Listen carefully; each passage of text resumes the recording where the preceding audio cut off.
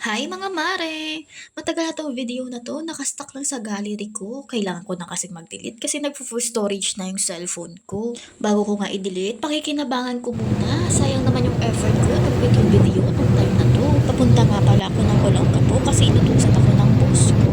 Madami-daming appointment na, kaya carry lang, go! Sa mga nag-aakalang maganda ang buhay ko dito dahil sa mga travel post ko. Aba, mali ko, lahat yun, puro trabaho. Mahilig kasi ako mag-document ng mga nangyayari sa buhay ko kasi ang iniisip ko pag namatay ako, yung anak ko maraming babalikan ng mga memories ko.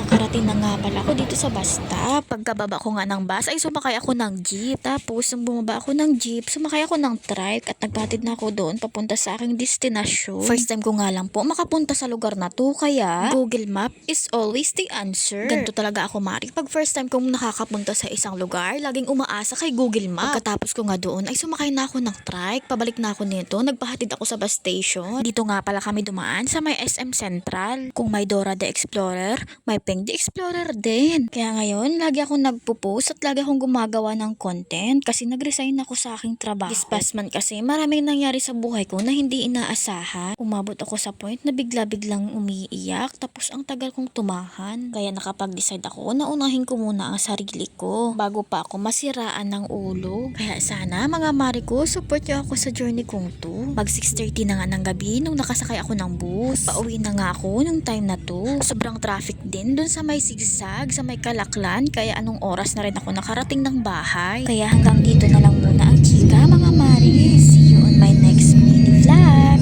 Thank you for watching.